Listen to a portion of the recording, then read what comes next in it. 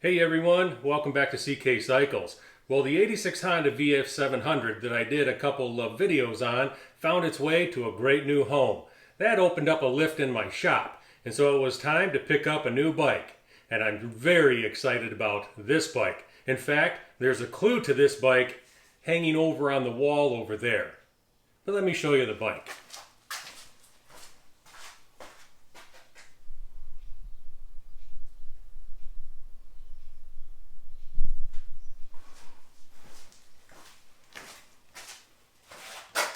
So here we go, my very first Vmax, a bike I've been looking for and wanting to own for quite some time.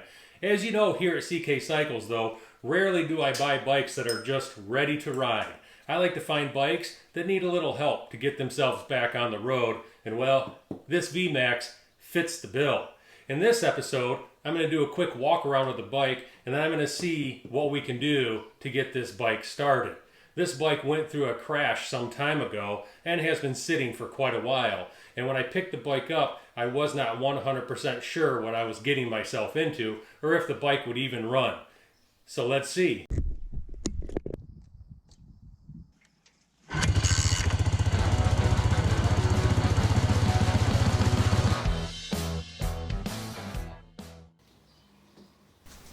I believe that this 1999 Vmax was in a sliding accident. Front fender is broken, and there's quite a bit of slide damage here on the left of the engine case, along with a broken shift lever.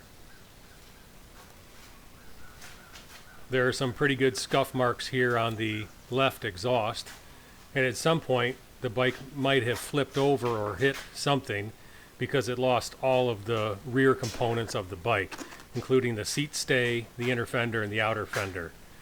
Here you can see the seat stay mounts on the frame here are bent.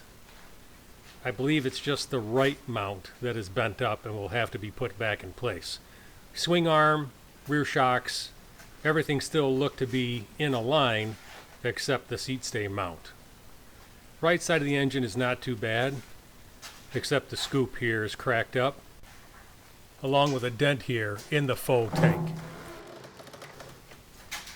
I believe this happened when the handlebars traveled far in the accident, hitting the tank. Also, the lower triple tree clamp did hit the top of the radiator and also the frame down tube here, causing a dent. I could not really tell here, but to me it kind of looks like the wheel of the Vmax is tilted to the left. So my fork tubes may be bent. Those will have to be checked on a flat bench. Speedometer is gone, headlight is gone, handlebars are also bent. So this bike is going to be a lot of work. With all of this damage to the bike, the first thing I wanted to check was if it would even run. I wanted to see what I was getting myself into mechanically.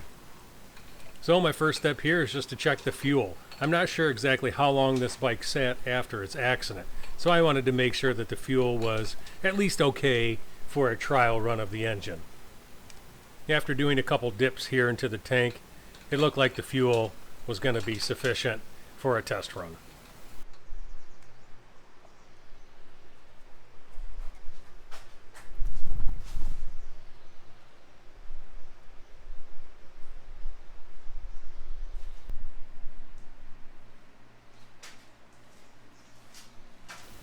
Next, I wanted to check the coolant level in the bike. Although I did not see any evidence of leakage, I still wanted to make sure there was a sufficient amount for a test run.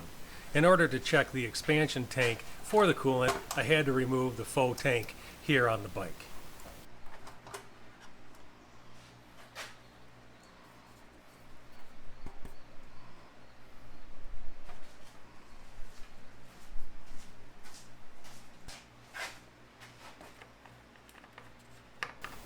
There was very little coolant down in the bottom of the expansion tank here, so I decided I need to check the actual level of coolant in the radiator itself.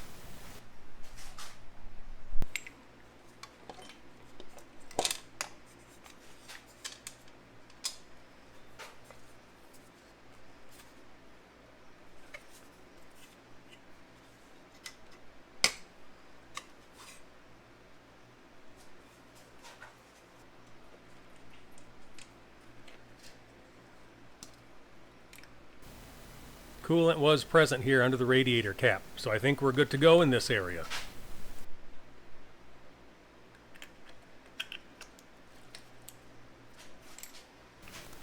Next, I wanted to check the oil level in the bike. I do not believe the 99 Vmax has a dipstick to do this, but there is a sight glass here on the bottom of the right side of the engine, and there was sufficient oil present.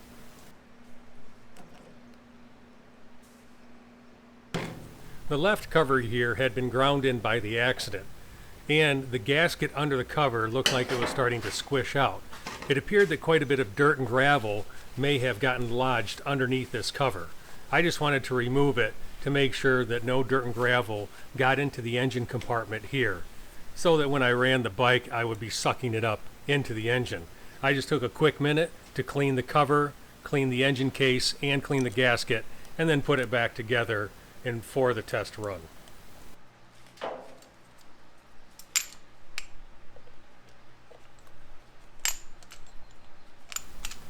The gasket under this cover will definitely need to be replaced as part of the full restoration.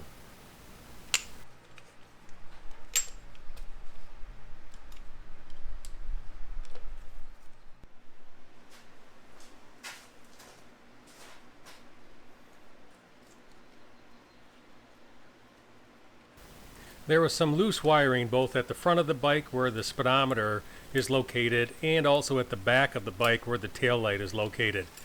I decided to take care of this wiring because I did not want any shorts or anything during the test run. I also decided just to check and see if I could shift the bike into all 5 gears, which I was able to do.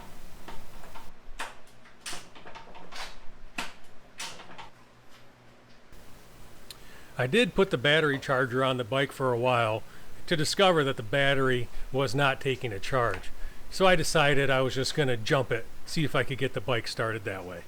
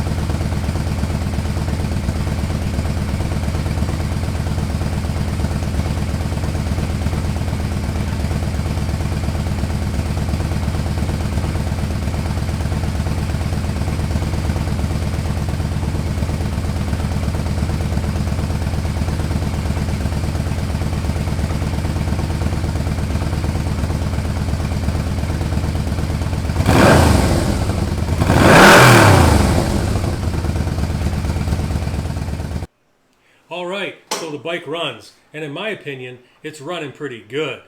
I'm planning to do a full restoration of this bike, and I'm going to try and document it all on my YouTube channel. If you're interested in following along, please subscribe to CK Cycles, click that like button and the bell for notifications. This is Chris for CK Cycles. We'll see you later.